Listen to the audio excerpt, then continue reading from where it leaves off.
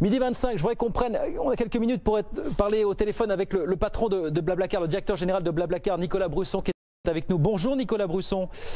Bonjour, merci de m'inviter. Merci d'être avec nous quelques instants sur BFM Business. On voulait vous avoir parce que vous avez annoncé ce matin que les bus, les fameux bus estampillés BlaBlaBus, allaient être mis un petit peu en sommeil pendant quelques temps. En gros, vous dites voilà, on a supprimé le trafic depuis début novembre, on ne va pas s'amuser à rouvrir et à les faire rerouler et à arrêter de nouveau jusqu'en janvier-février. Vous arrêtez tout jusqu'au printemps prochain, c'est ça Nicolas ?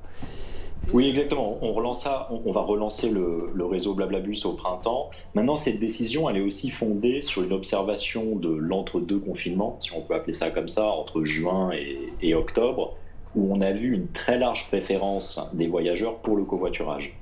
Et en fait, pour deux raisons. Une première qui est quasiment sanitaire, c'est-à-dire qu'on a beaucoup de gens qui exprimaient une préférence d'avoir moins de contacts. Évidemment, on a moins de contacts dans une voiture parce qu'on est 2, 3, 4 et beaucoup plus dans un bus ou dans un train.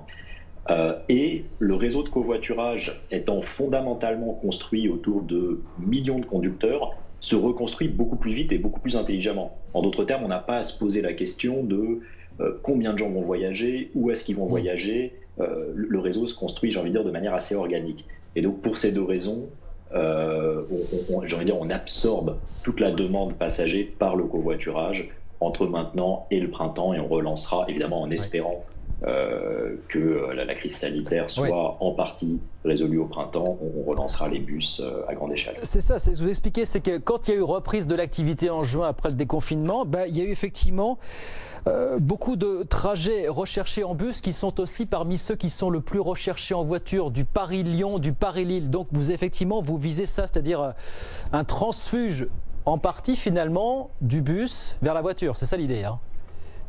Oui, exactement. Il s'est fait naturellement. C'est ce qu'on a observé pendant l'été.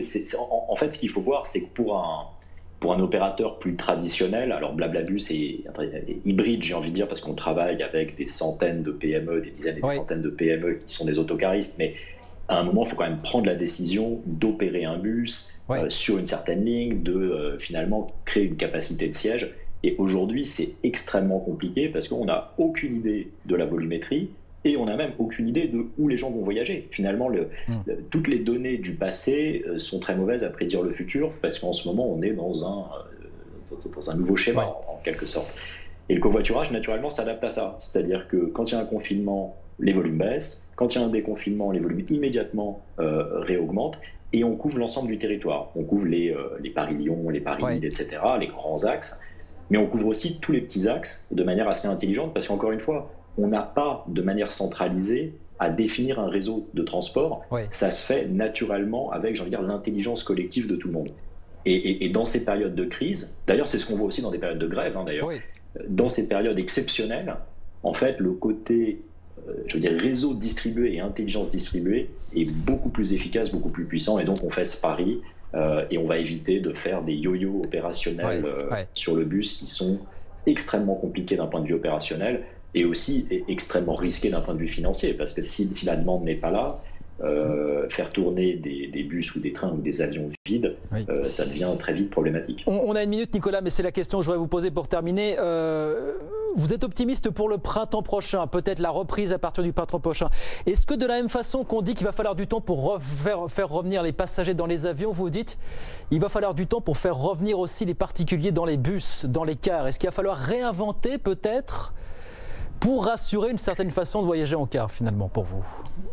Alors, d'un certain niveau, oui, mais en fait beaucoup moins. Et je vais m'expliquer en 30 secondes. C'est qu'on a une audience qui est beaucoup plus jeune, qui font des trajets plus courts, qui ne vont pas à l'étranger et qui ne sont pas des trajets d'affaires.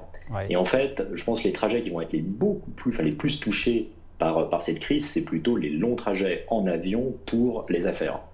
Et ça va être remplacé par des Zooms et ce qu'on est en train de faire en ce moment.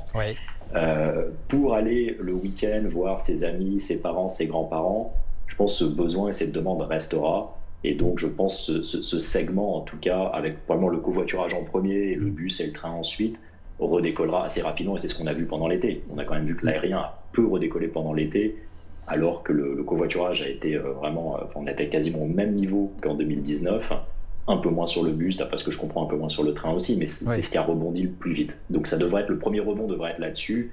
Je veux dire, le dernier probablement sur la longue distance business class pour les compagnies aériennes. Et les tarifs attractifs, plus attractifs que qui sont les vôtres par rapport au train, effectivement, constitueront toujours évidemment. Merci beaucoup Nicolas, merci d'avoir été avec nous pour toutes ces explications. Nicolas Brusson, le directeur général de BlaBlaCar, avec nous sur BFM Business. Merci beaucoup d'avoir été avec nous quelques minutes ce midi.